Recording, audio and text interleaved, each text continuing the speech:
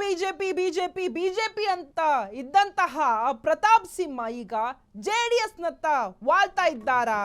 BJP ಬಿಟ್ಟು JDS ನತ್ತ ವಾಲಿದ್ರ ಮಾಜಿ ಸಂಸದ ಪ್ರತಾಪ್ ಸಿಂಹ.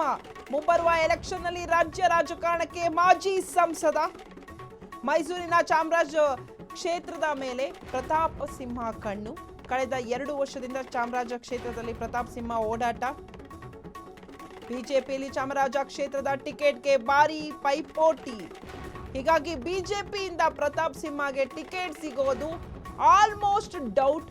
ಇದೇ ಕಾರಣಕ್ಕೆ ಜೆಡಿಎಸ್ ನತ್ತ ಮುಖ ಮಾಡಿದ್ರ ಪ್ರತಾಪ್ ಸಿಂಹ. ಇತ್ತೀಚೆಗಿನ ಪ್ರತಾಪ್ ಸಿಂಹ ನಡವಳಿಕೆ ಬಗ್ಗೆ ಅನುಮಾನ ಹುಟ್ಟಿದೆ. ಅನಿತಾ ಕುಮಾರಸ್ವಾಮಿ ಜೊತೆ ಮಾಜಿ ಸಂಸದ ಕಾಣಿಸಿಕೊಂಡಿದ್ದಾರೆ. ಚಾಮುಂಡಿ ಬೆಟ್ಟಕ್ಕೆ ಭೇಟಿ ವೇಳೆ ಪ್ರತಾಪ್ ಸಿಂಹ ಅವರ ಜೊತೆಯಲ್ಲೇ ಇದ್ರು. HDK ಮೈಸೂರಿಗೆ ಬಂದಾಗಲೂ ಕೂಡ ಪರ್ಸನಲ್ ಆಗಿ ಭೇಟಿಯನ್ನ ಮಾಡಿದ್ರು. HDK ಹಾಗೂ JDS ನಾಯಕರ ಜೊತೆ ಉಪಹಾರಕ್ಕೆ ತೆರಳಿದ ಮಾಜಿ ಸಂಸದ.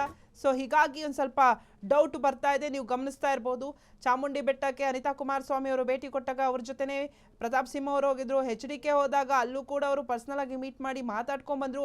ಸೊ ಇನ್ನು ಇವರಿಗೆ ಚಾಮರಾಜನಗರ ಕ್ಷೇತ್ರದಲ್ಲಿ ನೋಡಿದಾಗ ನಮಗೆ ಅಲ್ಲಿ ಪ್ರತಾಪ್ ಸಿಂಹ ಅವರು ಸಾಕಷ್ಟು ಕೆಲಸವನ್ನ ಮಾಡಿದ್ದಾರೆ. ಹೀಗಾಗಿ ಮೋಸ್ಟ್ಲಿ ಟಿಕೆಟ್ಗೋಸ್ಕರ ಬಿಜೆಪಿ ಬಿಟ್ಟು JDS ಕಡೆ ಹೋಗುವಂತಹ ಸಾಧ್ಯತೆ ಹೆಚ್ಚಿದೆ.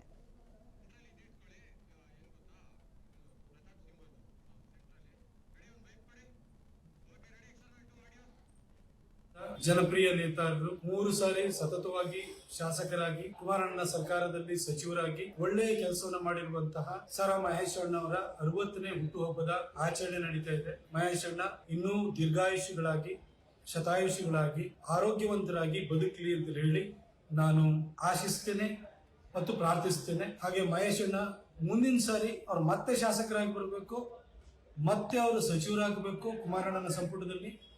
ಮತ್ತೆ ಈ ಮೈಸೂರು ಭಾಗಕ್ಕೆ ಒಳ್ಳೆ ಅಭಿವೃದ್ಧಿ ಕಾರ್ಯಗಳನ್ನ